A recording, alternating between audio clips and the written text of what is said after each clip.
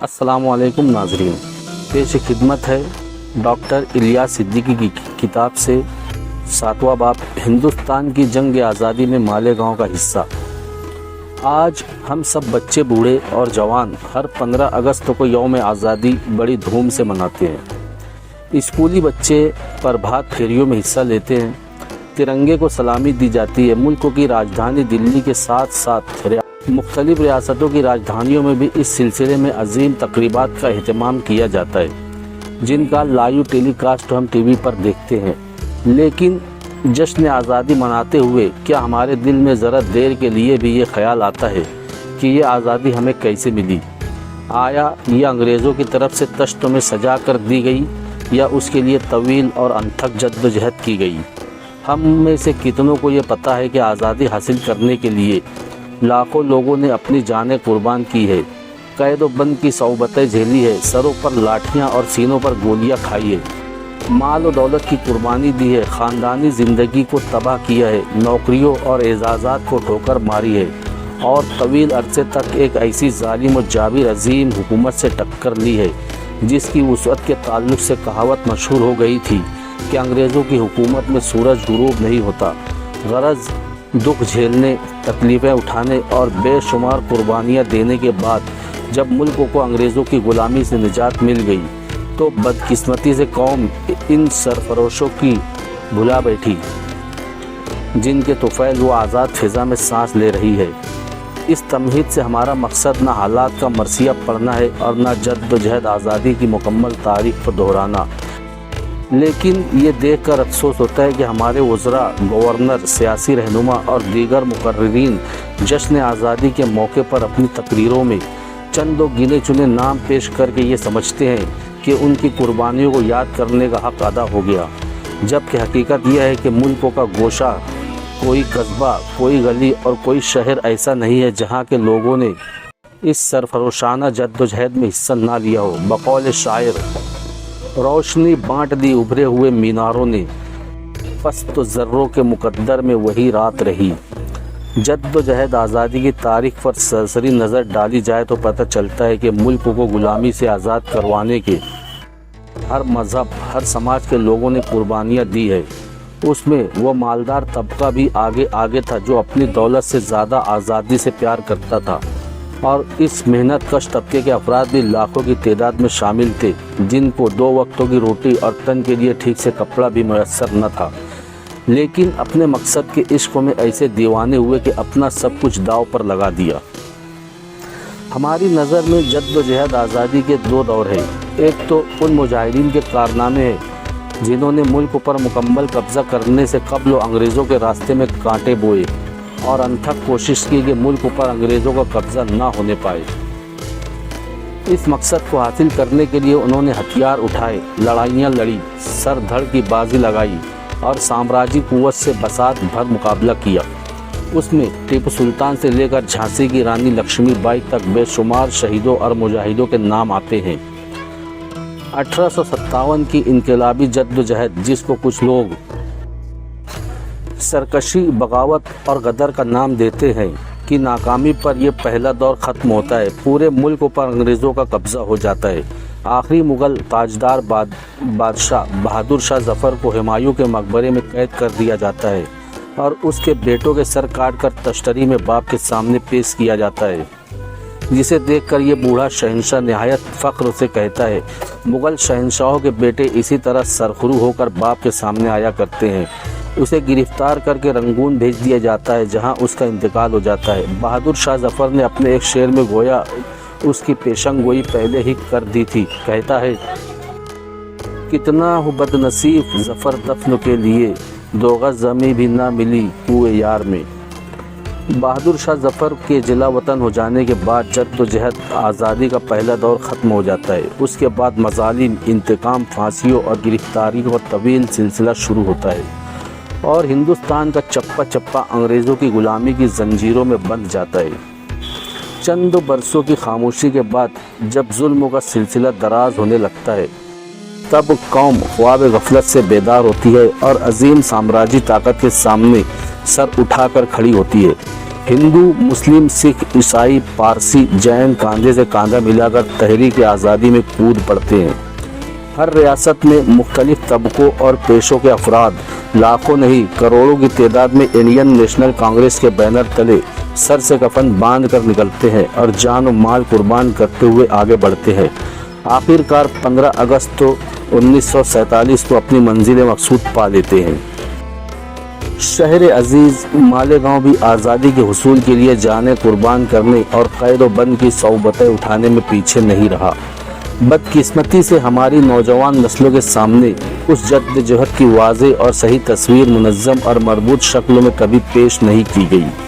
समाज के मफाद परस्त और फितना परवर अनासिर ने हमेशा वाक़यात की गलत तशरीह की, हकीकत में रिवायत को मिलाया और उलुल अज़मी की सच्ची कहानियों में झूठ की आमेज़श करके अपना मकसद पाने की कोशिश की। उनका मकसद क्या था? सिर्फ एक, और वो ये कि आज़ादी की जद्दोजहद में बढ़ चढ़ कर हिस्सा लेने वाले सच्चे मुजाहिदीन और शहीदों को क्रेडिट न मिलने पाए। उनकी कोशिश ये रही कि कुर्बानियाँ देने वाला ये तबका हीरो करार पाने की बजाय मतऊन और मलऊन करार दिया जाए। उसमें वो बड़ी हद तक कामयाब भी रहे। हमारी नौजवान नस्लों तक उनके बुजुर्गों की यही गलत सलत रिवायात पहुँची, जिसकी वजह से समाज के मुख्तलिफ तबकात में तफरीक की खाई गहरी होती चली गई। उसका खमियाजा भी कई बार हमारे समाज को फसादात की शक्ल में भुगतना पड़ा। उन गलत रिवायात की तरदीद करने और सही और सच्चे वाक़यात को मुनासिब तौजीह और दलाइल के साथ पेश करने और गलत फहमियों को रफ़ा करने की अब तक कोई हमगीर और शौरी कोशिश न हो सकी। आज जब हम एक नए हिंदुस्तान की तामीर की जद्दोजहद में लगे हैं, ज़रूरी मालूम होता है कि माजी के औराक को उलटकर नई नस्लों को ये बता दे कि मालेगांव के हर धर्म, हर मज़हब, हर तबके, हर बिरादरी, हर समाज के लोगों ने जद्दोजहद आज़ादी में अपना दिलराना किरदार अदा किया है। आज़ादी की जंग हिंदू मुस्लिम इत्तेहाद की ताकत के बल पर लड़ी गई। यही उसका मुस्बत पहलू है, जिसको समाज के सामने लाकर गलत फहमियों का इजाला करना हमारा पहला मकसद है। और दूसरा मकसद हिंदुस्तान की जंग आज़ादी में मालेगांव के किरदार को वाज़ेह तौर पर तफसील से पेश करना है, ताकि सूरत हाल आईने की तरह रोशन हो जाए और हमारे बुजुर्गों के अजीम कारनामे हमेशा हमेशा के लिए महफूज हो जाए। अरब सिपाहियों की जद्दोजहद। अंग्रेज फौजों के खिलाफ मालेगांव के किले की हिफाजत के लिए 1 महीने तक जंग करने वाले 310 अरब फौजी और 40 हिंदुस्तानी सिपाहियों ने जिस बेजिगरी और दिलेरी का मुजाहरा किया, उसकी तफसील पहले बयान की जा चुकी। सवाल ये पैदा होता है कि क्या उस लड़ाई को जंग आज़ादी में शामिल किया जा सकता है? हमारा जवाब इस बात में है। इससे पहले बयान किया जा चुका है कि जद्दोजहद आज़ादी के 2 दौर थे। पहले दौर में मुजाहिदीन आज़ादी अपनी कुर्बानियों से इस बात की कोशिश करते दिखाई देते हैं कि मुल्क पर अंग्रेज़ों का कब्ज़ा ना होने पाए। गोया गुलामी से निजात दिलवाने का नाम ही जद्दोजहद आज़ादी नहीं, बल्कि मुल्क को गुलामी से रोकने की जद्दोजहद भी उतनी ही अहमियत की हामिल है। जो लोग इस पहली जद्दोजहद को अदना दर्जे की समझेंगे, वो दरअसल इंसाफ नहीं करेंगे। अगर हम मालेगांव के किले की लड़ाई या वो दूसरी लड़ाइयाँ जो अंग्रेज़ों के खिलाफ लड़ी गई उन्हें जद्दोजहद आज़ादी में शुमार न करे, तब सिराजुद्दौला की जुर्रत, टीपू की जसारत, रानी लक्ष्मीबाई की हिम्मत, तातिया टोपे की बगावत, नाना साहब की सरकशी, मंगल पांडे की मर्दानगी, बेगम हजरत महल की बेजिगरी और ऐसे हज़ारों जियालों को मुजाहिदीन की फहरिस्तों से खारिज करना होगा। ज़ाहिरी बात है कि कोई भी इंसाफ पसंद हिंदुस्तानी इसे गवारा नहीं करेगा। ये वो अजीम शख्सियतें थी जिन्होंने अंग्रेज़ों के नापाक कदमों को हिंदुस्तान की धरती पर जमने से पहले ही उखाड़ फेंकने की ज़बरदस्त जद्दोजहद में अपनी जानें कुर्बान की। अगरचे अंग्रेज़ों की चालबाजियों और मक्कारियों और फूट डालो और हुकूमत करो की पॉलिसी के सबब उनकी कोशिशें नाकाम रही, लेकिन इस हकीकत से उनकी जद्दोजहद की अहमियत और अज़मत में ज़र्रा बराबर भी कमी वाक़ई नहीं होती। मालेगांव के किले की लड़ाई को पहली जंग आज़ादी करार देने की और बहुत सी वजूहात है, जिन्हें हम मुख्तसरन बयान करेंगे। उस लड़ाई का बयान करते हुए अंग्रेज़ अपनी शरअंगेज़ फितरत का मुजाहरा करने से बाज न रह सके। खानदेश गजेटियर में लिखा है, जंग शुरू होने से कबल मिस्टर अल्फिंस्टन ने मालेगांव के गोपाल राव राजा बहादुर को इस बात की इजाज़त दी थी कि वो फौज जमा करे और मालेगांव का किला पेशवा के ऑफिसर से छीन ले। जो ही उसने किला हासिल किया, राजा ने अपने आप को अरब फौजियों का कैदी पाया। ये लिखकर अंग्रेज ने एक तीर से दो शिकार करने की कोशिश की है। पहले तो वो गोपाल राव राजे बहादुर को पेशवा का गद्दार साबित करना चाहते हैं, दूसरे अरब फौजियों को अपने मालिक यानी गोपाल राव का गद्दार बताना चाहते हैं। हकीकत यह है कि दोनों बातें गलत है। एक जगह लिखा है कि सन 1802 में होलकर और शिंदे के दरमियान लड़ाई का आगाज हुआ।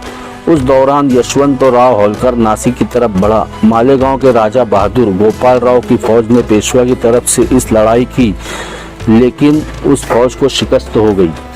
किताब का ये वाकया बता रहा है कि गोपाल राव इब्तिदा से ही पेशवा का वफादार था, वरना उसे होलकर से लड़ाई लड़ने की ज़रूरत क्या थी। किले के फौजियों के बारे में मज़ीद गुफ्तगू से पहले ज़रूरी मालूम होता है कि उन अरब फौजियों के ताल्लुक से मालूमात ले कि वो कौन थे। अरब इस नाम से गलत फहमी न होनी चाहिए कि ये लोग बराह रास्त तो अरब से आए थे। दरअसल ये लोग उन अरबों की औलाद में से थे जिन्होंने खानदेश में फारूकी दौर हुकूमत सन 1370 से 1599 में मुलाजमत इख्तियार की और फिर उसके बाद मुग़ल, मराठा और मकामी सरदारान की फ़ौजी खिदमत किराए पर लेते रहे। ये लोग खानदेश के मुख्तलिफ मकामात पर बड़ी तेबत फैले हुए थे। दूसरे वो लोग थे जो मलिक कहलाते थे। उनके आबा व अजदाद ने शुमाली हिंद में इस्लाम कबूल किया था और जो अलाउद्दीन खिलजी 1312 और दूसरे गौरी बादशाह और सरदारों के साथ आए थे।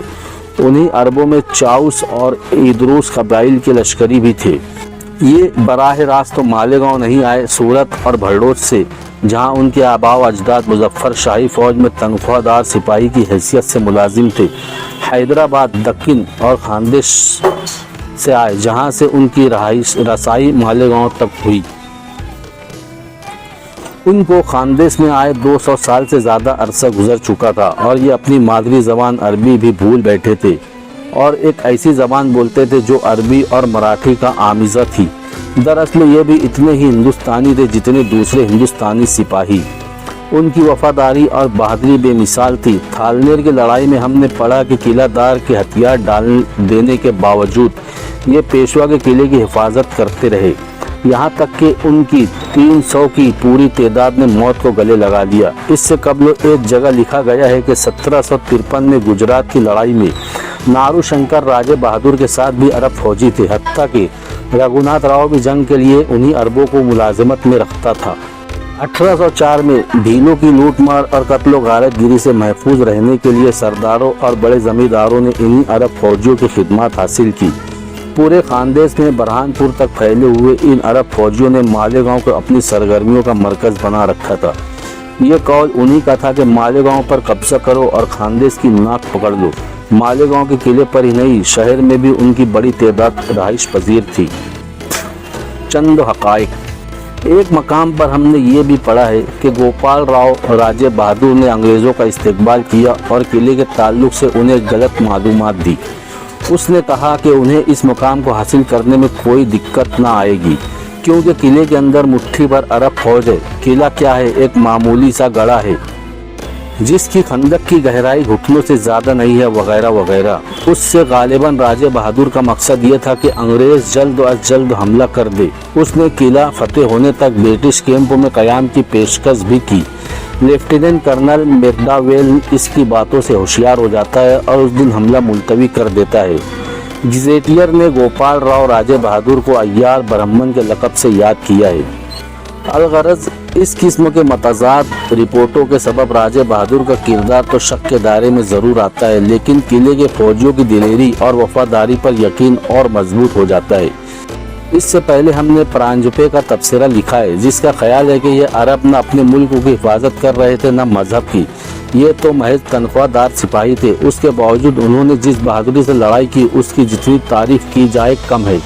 और अब हम एक और इंकशाफ करके अपनी बात ख़त्म करना चाहेंगे। 16 मई 1818 को अंग्रेज़ों ने किले का मुहासरा किया। किले के फौजियों ने मुकाबला शुरू किया। जंग के दौरान ही पूना में पेशवा जी राव ने हथियार डाल दिए और 3 जून 1818 को वो अंग्रेज़ों की पनाह में चला गया। पेशवाई ख़त्म हो गई, उसके बावजूद अंग्रेज़ मुखालिफत के जोश में अरब फौजियों ने जंग बंद नहीं की। बल्कि मुकाबला जारी रखा, यहाँ तक कि गोला बारूद का जखीरा उड़ जाने के सबब मजबूर हो गए और 14 जून को हथियार डाल दिया। ये थी मालेगांव में आज़ादी की पहली लड़ाई। 1857 की इनकलाबी जद्दोजहद। 1857 की इनकलाबी जद्दोजहद बुनियादी तौर पर सिपाहियों की बगावत थी, जिन्होंने मुख्तलिफ असबाब के तहत अंग्रेज़ों के खिलाफ हथियार उठाए थे। अगरचे उस वक्त मालेगांव में भी अंग्रेज़ों की एक बड़ी फ़ौज थी, लेकिन उसके किसी हिंदुस्तानी सिपाही ने हिस्सा नहीं लिया था। उसके बावजूद उस बगावत के दौरान नासिक ज़िले में ज़बरदस्त मुज़ाहमत हुई। उसमें हिस्सा लेने वाले कुछ बागी रोहिला अरब और ठाकुर थे, लेकिन उनमें ज़्यादातर बागी जनूबी नासिक और शुमाली अहमदनगर के भील थे। 20 जनवरी 1858 को मेजर माउंट गिमरी ने नांदगांव में मांदोड़ के पास अच्छी खासी फौज के साथ उन बागियों पर हमला किया, जिसमें भील, रोहिला और अरब सिपाही शामिल थे। उस लड़ाई में मेजर खुद जख्मी हो गया और उसकी फौज के 10 लोग मारे गए, जिनमें से 3 बरतानवी अफसर थे। सतपड़ा में काजर सिंह नायक ने बगावत की और इंदौर से मुंबई जाने वाला ज़बरदस्त खजाना लूट लिया। उसी के बल पर उसने बहुत से अरब फौजियों को किराए पर लिया और बहुत दिनों तक अंग्रेज़ों को परेशान करता रहा। इससे ये हकीकत सामने आती है कि सिर्फ मराठा सरदार ही नहीं बगावत करने वाले भील भी अंग्रेज़ों से मुकाबला करने के लिए उन्हीं अरब सिपाहियों पर भरोसा करते थे। नेज़ उन अरबों ने बरतानवी अफवाज से मुकाबला करने में हमेशा ज़रूरतमंदाना किरदार निभाया, जिसकी तारीफ़ किए बिना नहीं रह सकते। बहरहाल 1857 की उस इनकलाबी जद्दोजहद से मालेगांव का बराह रास्त ताल्लुक़ नहीं आता। सन 1921 की खिलाफत तहरीक। खिलाफत तहरीक अपनी एक तवील तारीख रखती है। इस तहरीक के ज़रिए से मालेगांव ने जंग आज़ादी में ज़बरदस्त किरदार अदा किया। अगरचे बाज़ तारीख़ी वजूहात के सबब ये तहरीक पुरअमन और तशद्दुद से पाक न रह सकी, लेकिन ये इस बात का सबूत ज़रूर मुहैया करती है कि मालेगांव के बाशिंदे अंग्रेज़ दुश्मनी में किसी भी हद को पार कर सकते थे। इसकी तफसील में जाने से पहले ज़रूर मालूम होता है कि मुख्तसर तरीन अल्फाज में तहरीक खिलाफत का पस मंज़र जान ले। सन 1914 में खिलाफत तहरीक का तारीख़ी पस मंज़र। 1914 में जर्मनी और बरतानिया में जंग छिड़ गई और आहिस्ता आहिस्ता दुनिया के ममालिक दोनों की हिमायत में जंग में शामिल होते गए, यहाँ तक कि ये एक आलमी जंग बन गई, जिसे दुनिया पहली जंग अजीम के नाम से जानती है। अंग्रेज़ों ने अपने गुलाम मुल्क को हिंदुस्तान को भी इसमें झोंक दिया। तारीख दानों का अंदाज़ा है कि इसमें तकरीबन 10 लाख हिंदुस्तानी सिपाहियों ने हिस्सा लिया। बेशतर हिंदुस्तानी लीडरों ने इस उम्मीद पर कि इस जंग के बाद उन्हें अंग्रेज़ी हुकूमत से कुछ रियायतें मिल जाएगी, अंग्रेज़ी हुकूमत की मदद करने का फ़ैसला किया। लेकिन जंग जीतने के बाद अंग्रेज़ी हुकूमत ने तोते की तरह आंखें फेर ली। हिंदुस्तानी रहनुमाओं को अपनी गलती का एहसास होने लगा। चुनांचे जंग के ज़माने में ही होम रूल का मुतालबा शुरू हो गया। उस जंग में तुर्की, जो यूरोप का एक मुल्क है, जर्मनी की तरफ से जंग में कूद पड़ा। तुर्की में उस वक्त तो मुसलमान खलीफा हुक्मरान था। खलीफा को मुसलमानों के दीनी और दीनवी उमूर का निगरां माना जाता था। ये सिलसिला खिलाफत 1517 से चला आता था। मुसलमानों के मुक़द्दस मकामात मसलन मक्का मुअज़्ज़मा, मदीना मुनव्वरा, बैतुल मुक़द्दस, बगदाद, नजफ़, करबला मुअल्ला वगैरह की हिफाजत भी तुर्की के खलीफा के सुपुर्द थी। इसी सबब से खलीफा को दुनिया के आम मुसलमान उस वक्त तक एक ख़ास इज़्ज़त व एहतराम की नज़र से देखते थे। अंग्रेज़ों ने तुर्की की ताकत को तोड़ डाला और इत्तेहादी फ़ौजें तुर्की में दाखिल हो गई। मुसलमानों को सिर्फ खलीफा ही नहीं, खिलाफत भी ख़त्म होती दिखाई देने लगी। इसीलिए दुनिया के मुसलमानों के साथ साथ मुसलमानान हिंद ने भी ज़बरदस्त इज़्तिराब पैदा हो गया। वो तुर्की के मामले को तहफ़्फ़ुज़ इस्लाम और तहफ़्फ़ुज़ खिलाफत मरकज़िया इस्लामिया का मामला समझकर अपने मज़हब ज़िंदगी और अपने वजूद बका का मसला जानते थे। उस वक्त बरतानिया के इत्तेहादी मुल्कों में फ्रांस, इटली, अमेरिका, जापान, चीन और पुर्तगाल वगैरह ममालिक शामिल थे। तुर्की जब आलमगीर जंग में शरीक हुआ तो खलीफतुल मुस्लिमीन ने ऐलान जिहाद करके तमाम दुनिया के मुसलमानों को शिरकत के लिए हुक्म दे दिया। उसके जवाब में लॉर्ड हार्डिंग वाइसराय हिंद ने ऐलान किया, हम मुसलमानों के मुक़द्दस मकामात को हमले से महफूज रखेंगे اور ان کو کسی قسم کا نقصان نہ پہنچنے دیں گے۔ اس یقین دہانی کے سبب جہاد کے اعلان سے جو جوش و خروش پیدا ہونے والا تھا مدھم پڑ گیا، لیکن یہ اثر عام لوگوں پر تھا۔ دانا یعنی راز کا طبقہ ان چالوں کو بخوبی سمجھتا تھا۔ مولانا محمد علی نے اپنے اخبار کامریڈ میں زبردست و اداریہ لکھا۔ پھر کیا تھا کہ کامریڈ بند کر دیا گیا اور مولانا محمد علی گرفتار کر لیے گئے۔ ملک میں ہیجان برپا ہو گیا۔ نظر بندی کے خلاف انگریز حکومت کو 1.5 لاکھ تار بھیجے گئے۔ جنگ میں کامیابی کے بعد صلح کے لیے برطانیہ نے ترکی کے سامنے نہایت ذلت آمیز شرائط پیش کی۔ اس عارضی صلح نامے سے ہندی مسلمانوں کو بڑی مایوسی ہوئی۔ ان کو اندازہ ہوا کہ مستقل صلح جب ہوگی تو نہ ترکی باقی رہے گا، نہ خلیفۃ المسلمین، نہ مقدس مقامات، نہ فلسطین، نہ بیت المقدس۔ مسلمان راہ عمل تلاش کر رہے تھے، ہر شہر میں جلسے ہو رہے تھے، لیکن کوئی اجتماعی کوشش شروع کرنے میں کامیابی نہ مل سکی تھی۔ یہی وہ وقت تھا جب موہن داس کرم چند گاندھی ہندوستانی سیاست کے آسمان پر آفتاب و مہتاب بن کر طلوع ہوئے، اور بہت جلد دوسرے لیڈروں کا ستارہ غروب ہو گیا۔ مہاتما گاندھی نے مسئلہ خلافت میں دلچسپی ظاہر کی اور وہ اس تحریک میں کود پڑے۔ بہت جلد مسلمانوں اور ان کے تمام لیڈروں نے ان کو اپنا رہنما تسلیم کر لیا۔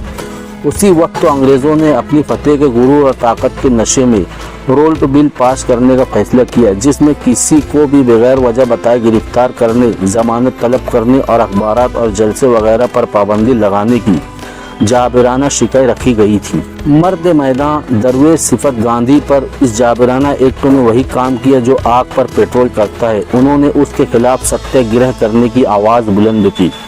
6 اپریل 1919 ستیہ گرہ کا دن طے ہوا۔ مسلمان مسئلہ خلافت پر پوری طرح متحد ہو چکے تھے اور انگاروں پر لوٹ رہے تھے۔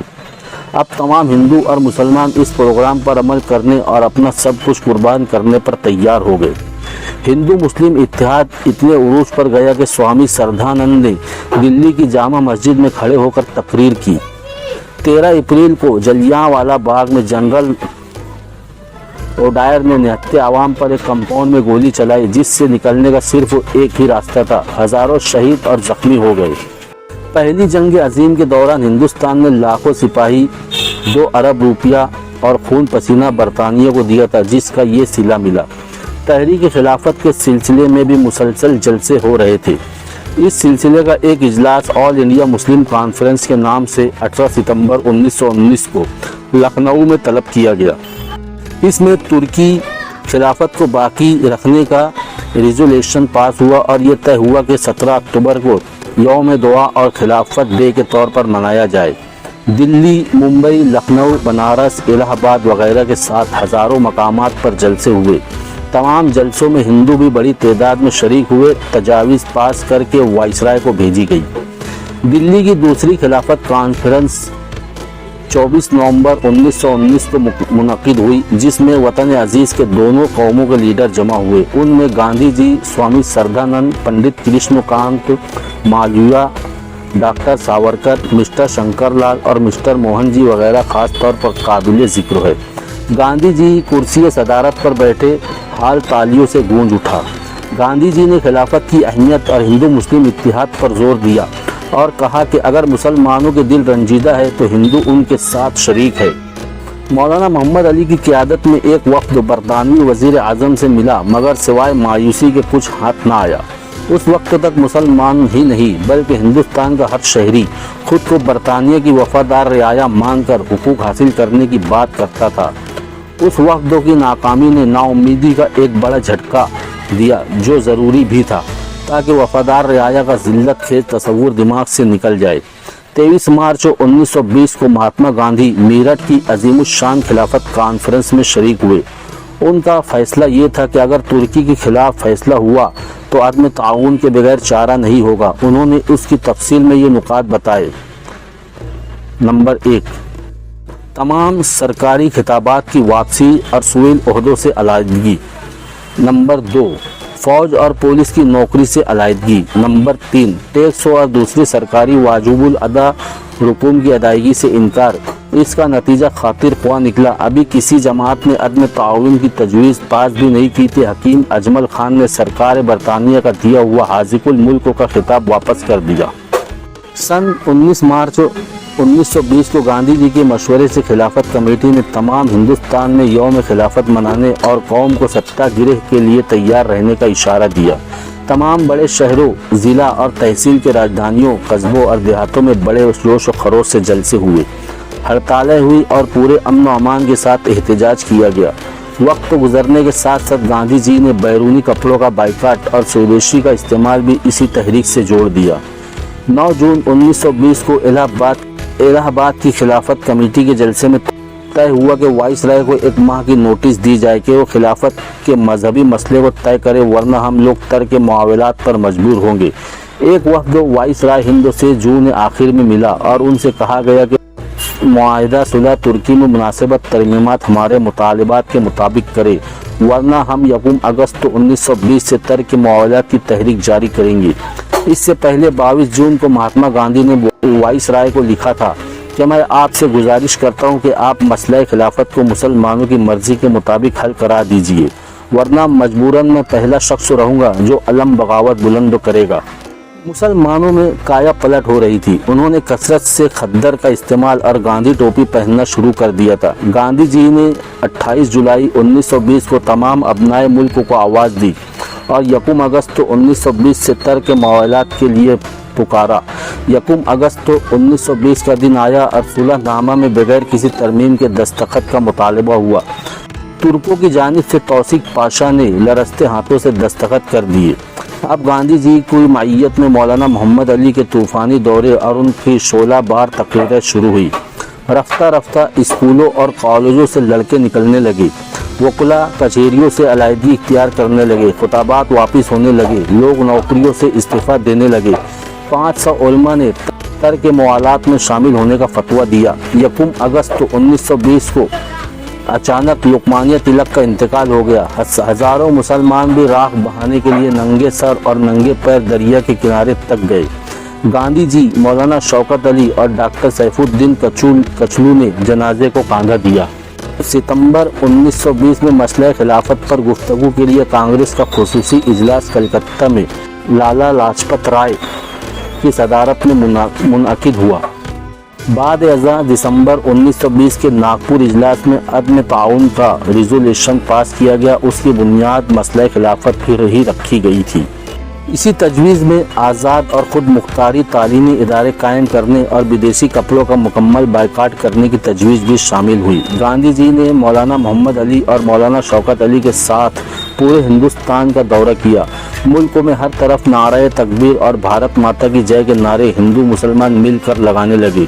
कॉलेज के लड़के भी मैदान में आकर खुद को गिरफ्तारी के लिए पेश करने लगे और खुशी खुशी जेल गए। जामिया मिल्लिया का क़याम हुआ। कलकत्ता में नेशनल कॉलेज कायम हुआ। पता नहीं कितने आज़ाद कॉलेज और यूनिवर्सिटियाँ कायम हुई ताकि सरकारी इमदाद पाने वाले कॉलेजों का बाइकाट करने वाले तलबा अपनी तालीम जारी रख सके। शराब की दुकानों पर पहरे लग गए। 19 सितंबर 1921 को खिलाफत कॉन्फ्रेंस का इजलास कराची में मुनक़िद हुआ। हुकूमत ने उन तमाम लोगों को गिरफ्तार कर लिया जिन्होंने इसमें तकरीरें की थी। मौलाना शौकत अली, मौलाना हुसैन अहमद मदनी, जगत गुरु शंकर आचार्य, डॉक्टर कचलू वगैरह को बागियाना तकरीर करने और हुकूमत के खिलाफ नफरत फैलाने के इल्ज़ाम में गिरफ्तार कर लिया गया। वाइसराय का रवैया इंतहाई जाबराना और काहिराना था। डराने धमकाने के अलावा वो अपनी गोरा फौज, मशीन गन और राइफलों की नुमाइश भी करता था। बेहिसाब गिरफ्तारियाँ, लंबी सजाएं और जेल के अंदर सख्तियाँ उसका वतीरा था। औरतें भी मैदान में आ गई। अली बिरादरान की वालदा बी अम्मा को मालविया जी वगैरह भी माता जी ही कहते थे। वो जलसों में शरीक होती थी। मौलाना हसरत मोहानी की बेगम और उनकी बेटी भी बराबर जलसों में शरीक होती थी। मौलाना आज़ाद ने पैगाम दिया, आओ गफलत का बिस्तर हमेशा के लिए तह कर दे, खुदा का पाक नाम ले और राह मकसद में आखिरी कूच करे। रास्ता साफ है और मंजिल सामने है। हिम्मत, सब्र, कुर्बानी, इस्तिकामत के चंद अय्याम में सदियों का सफ़र तय हो जाएगा। जिस तरह इराक और अफ़गानिस्तान पर मौजूद हमले की क़यादत अमेरिका के हाथों में थी, इसी तरह जंग अजीम में सरबराही बरतानिया के पास थी। बरतानिया ने समरना को यूनान के हवाले करने का फैसला किया। यूनानी फौज ने बरतानिया की सरपरस्ती में समरना में दरिंदगी, सफाकी और कत्ल खून का खूब मुजाहरा किया। जो क़यामत तक के लिए ऐसा दाग बन गया जो किसी साबुन से धोया नहीं जा सकता। यूनानियों ने देहातों में घुस घुस कर बाशिंदों को कत्ल आम किया और औरतों की आबरू रोज़ी की। उसकी वजह से भी मुसलमानों के गम और गुस्से में इजाफा हो गया। ऐसे वक्त में मुस्तफ़ा कमाल पाशा का मसीहा बनकर उभरना और उसने पूरी कौम को मुत्तहिद करके समरना को दोबारा हासिल किया। पूरा हिंदुस्तान अंग्रेज़ के खिलाफ उठ खड़ा हुआ। मुसलमान ही नहीं, हिंदू नौजवान और वॉलंटियर भी मुस्तफ़ा कमाल पाशा की मदह सना के तराने गाने लगे। आत्म ताउन के बाद महात्मा गांधी ने सिविल नाफरमानी का नारा दिया और ख़ुद बारडोली से उसका आगाज़ करने का फ़ैसला किया। बदकिस्मती से तहरीक तशद्दुद का शिकार हो गई। गांधी जी ने व्रत रखने का ऐलान किया। बाद में बारडोली की तहरीक मुलतवी हो गई। मुंबई में शहजादा विल्स का मुकम्मल बाइकाट हुआ। अब वाइसराय ने कांग्रेस और खिलाफत की तमाम वॉलंटियर तंजीमों को खिलाफ कानून करार देकर गिरफ्तारियों का एक लामतनाही सिलसिला शुरू कर दिया। इस जाबिराना हरकतों से मुतासिर होकर पंडित मदन मोहन मालवीय ने कोशिश की कि वाइसराय और गांधी जी में मुलाकात होकर सुलह हो जाए। गांधी जी ने पंडित जी को तार दिया, आप गवर्नमेंट की सख्तियों की परवाह न करें।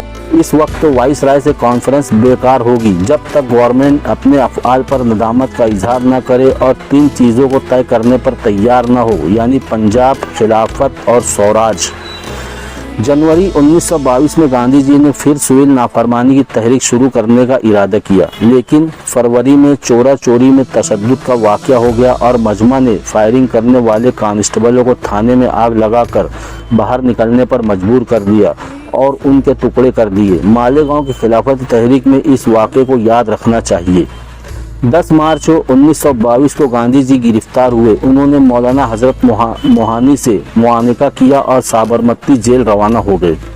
उधर तुर्की में मुस्तफ़ा कमाल ने वहीदुद्दीन खां को माजूल करके सुल्तान अब्दुल मजीद खां को खलीफा मुकर्रर किया और तुर्की को यूरोपियन तर्ज की जमहूरिया करार देकर सियासत और मजहब को अलग कर दिया।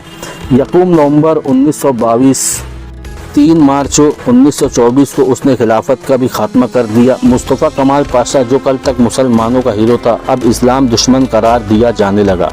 गांधी जी जेल से निकले तो उनसे लोगों ने सवाल किया, जिसके जवाब में उन्होंने लिखा, अगर मैं कोई पैगंबर होता और मुझे गैब का इल्म दिया गया होता और मैं जानता कि तहरीक खिलाफत का ये अंजाम होगा, तब भी मैं खिलाफत की तहरीक में इसी इन्हिमाक से हिस्सा लेता।